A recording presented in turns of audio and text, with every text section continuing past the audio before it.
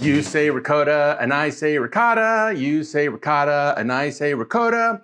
No matter how you say it, and I say it ricotta, only because that's the way I was taught growing up in an Italian household. You could say ricotta, it doesn't really matter. It's the same thing. But before you just run to the supermarket or even your little artisan grocery store to just buy some ricotta, there's a few things you need to know. Not every ricotta is the same. I thought, you know what? I use ricotta a lot. There's a lot of people who use ricotta. A lot of recipes call for it. Before you just go and get one, you have to know, or be aware at least, what the differences are. Because depending on what you're getting, if you're not aware of these things, your recipe just doesn't come out. And there's a reason for that. It's not because of something you did wrong. It's because you just weren't aware of what the differences are. So that's what this is about. I've got 6 of the bigger brands. So it runs a really good gamut in texture and flavor. And when you're talking about ricotta, that is really, really important. Obviously, texture and flavor are really important in a lot of things, but in ricotta, it's extremely important. Why? Because typically the recipes that you use ricotta in rely a lot on the ricotta, right? It relies on the texture and relies on the flavor. A lot of the time the texture even more than the flavor, believe it or not. So if your texture is not right, then whatever you're making is not going to come out right. So anyway, let's go through these. You can see they're all pretty much off-white to white, okay? These are all cow's milk, and these are all whole milk. There's skim milk, or part skim, ricotta that you can get. I always get the whole milk ricotta. I think it has better flavor, although the skim does retain a good amount of flavor, but the whole definitely has more flavor, and it has a better, usually, mouthfeel. Bellwether Farms here, they do make a sheep's milk ricotta, but it's sort of seasonal. It's actually closer to the original Sicilian ricotta that you would get in Sicily. This one is Organic Valley, and this one, as you can see from the texture, it's sort of grainy. Okay, and there's some whey that's been draining from this. And there's a little bit here, but not a lot. This one here is Poly O, and this one looks like he's kind of tired. He's kind of laying back and kicking it. This one, he's standing at attention. This is Galbani, and this one is standing upright for a certain reason. We'll get to that in a minute. This one here is Trader Joe's, and this is a whole milk, like I say, from cow. This one is definitely weeping, if you will, and you can actually see the difference in the whey here, the color, right? That's more milky, and this one is not as milky. This one here is Gioioso out of Wisconsin, and you can get that pretty much around the country, and that one also has a little bit of whey weeping from it. Now that I've sort of indicated just what you can see visually, what the heck's going on here, right? Ricotta is made from typically the whey left over from cheese making. And then depending on the producer, they'll add milk and or cream, and then they'll heat up that whey again, or not, they won't add the milk and the cream. They'll heat it up again, and those curds will come back up to, what you think there's nothing left, but there's something in there. Right? So whatever curds are left in there, if you will, come back up to the surface, and they end up making ricotta. Ricotta means recooked. They all use pasteurized milk because you just have to in this country. Some will be completely natural, meaning they have whey, milk products, like dairy, cream, whatever, salt, and then some sort of an acid. It can be vinegar, or it can be acetic acid. It can be a rennet. It can be almost anything that they would. Usually it's vinegar. Your milk, your whey, your salt, and your acid. Those 4 things. After that, anything that is put into the ricotta is really meant as a stabilizer. This one is just milk and salt. That's it. Theirs is quite good because of the process in which they make it. This one just has vinegar and salt in addition to the whole milk and the skim milk. is an organic. They make it very clear they use organic everything. Their process differs, which is why their texture is going to be different from this one or this one or this one or this one. This one here, Paleo, uses pasteurized milk, whey, milk fat, salt, and vinegar.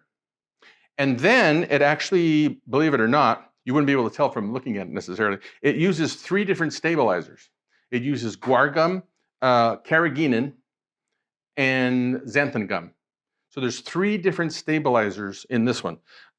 This one here is whey, pasteurized milk, and vinegar.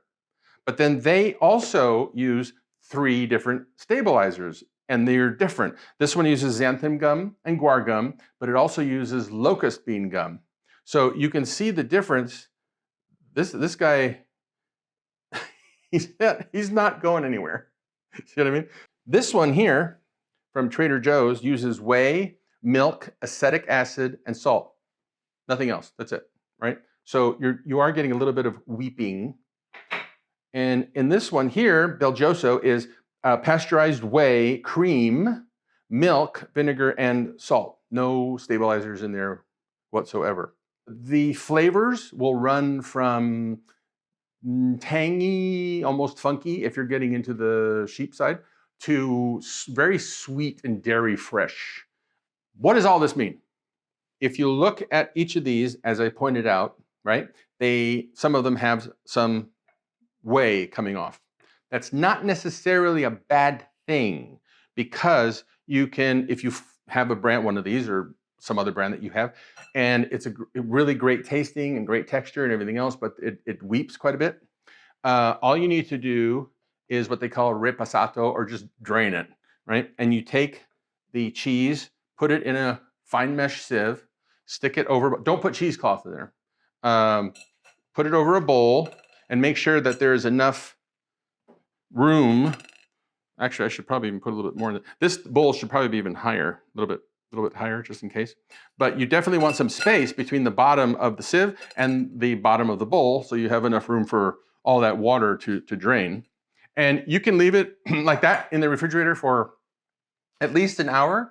Or if you want to get pretty much all of that out, you can leave it in there for overnight.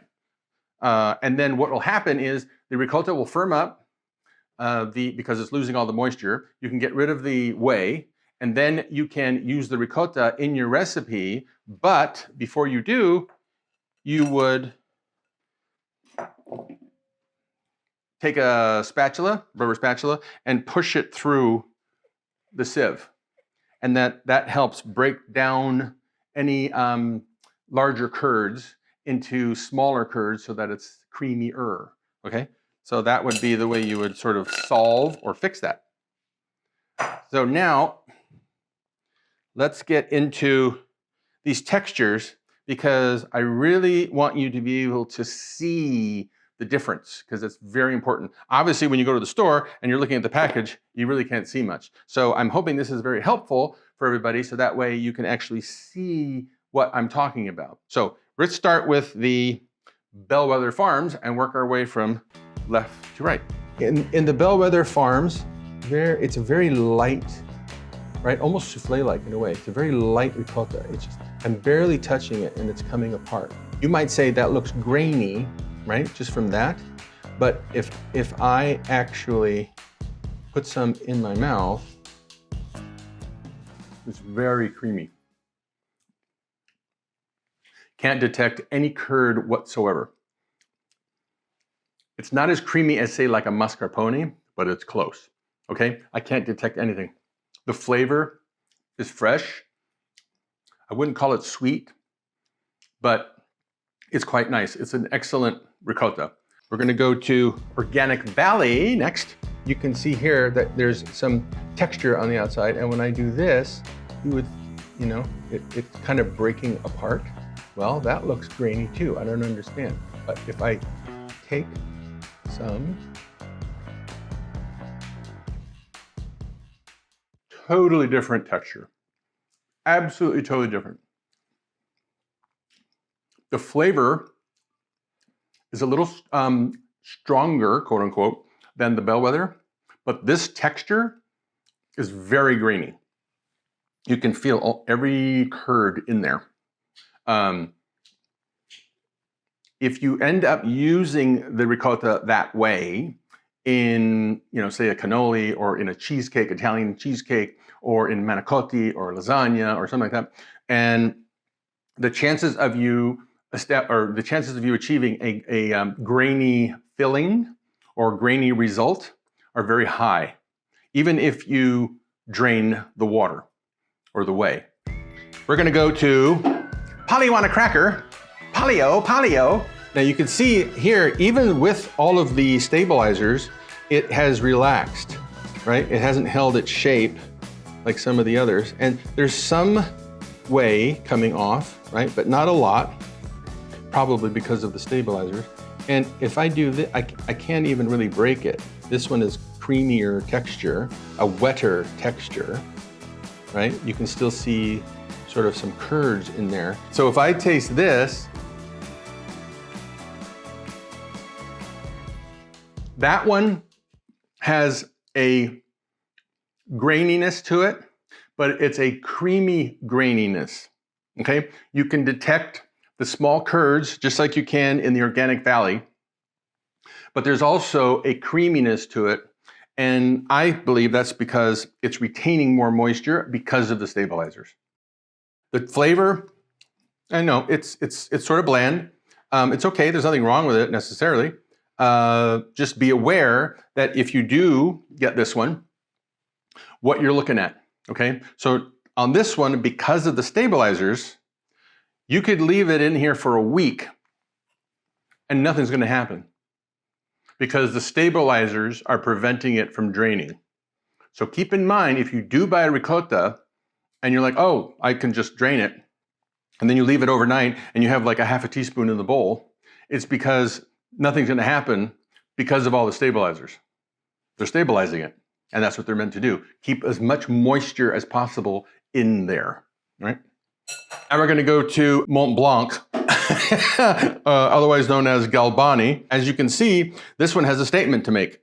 It looks completely different too, right? It's a very smooth looking type of ricotta. So let's try this one, and keep in mind, this one also has stabilizers in it. It feels almost like a panna cotta. It's almost like there's gelatin in there. The other ones I barely pushed and they fell over. This one I actually have to apply some pressure to. But let's try this guy. Let's see what this one tastes like. This one is also, has a creamy granular texture to it, but it also has a secondary texture to it, which is almost akin to something being thickened with gelatin or agar-agar. I don't want to call it gelatinous. It's almost springy. Let's call it that. It's almost springy, but there's a springiness to it, and that's because of the combination of stabilizers that they're putting in here.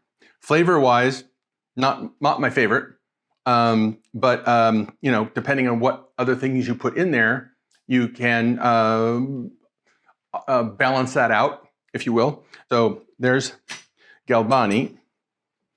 And second to last is Trader Joe's. And as you can see, this one has started to sort of fall apart on its own. Not necessarily a bad thing. It does have a much higher whey or moisture content than any of the other ones, obviously. So this one, you would definitely need to strain at least an hour or two, if not overnight, before you end up using it, because otherwise that offsets whatever you're doing. So say you're making a filling and you need to add eggs. Well, basically this would be like adding eggs to ricotta with water. So that's why you would want to remove the extra whey, because that's gonna screw up the ratio. So see, this one falls apart just like the others, and it's very light. It's very light ricotta. So now let's try the texture on that one.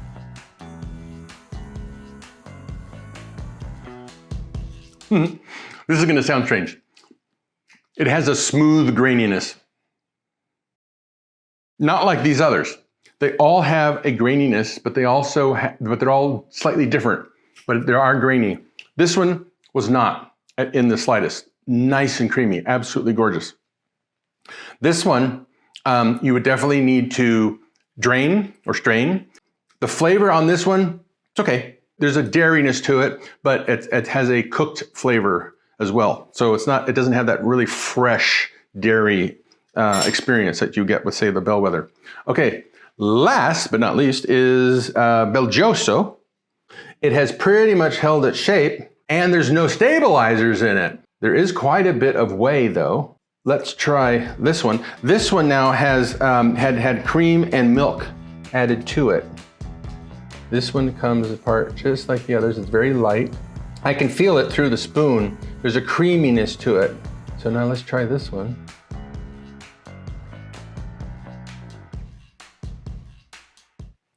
That one is exceptionally creamy. That's a very creamy, rich tasting ricotta with a very nice dairy flavor, a nice freshness to it. It's a little on the sweet side, but it's not sweet. It's not as if somebody's added sugar, but it actually, you could eat it like that and not even have to add sugar to it necessarily. My two favorites are the ones on the ends. But that said, those are the ones I like. That means absolutely nothing if that's the one you like, or that's the one you like, or that's the one you like. Again, just be aware that they're all different, and you will get a different result because of the two important things when you're talking about ricotta, other than flavor, right? Is the texture, how grainy or how smooth it is, and the moisture content, how much whey is actually in the ricotta. And if you don't drain it out, you're gonna get one result. If you do drain it out, you'll get another result. So if you got any questions about all this, because I know it might be a little bit much on ricotta, and you're probably like, I had no idea there was so much to know about ricotta.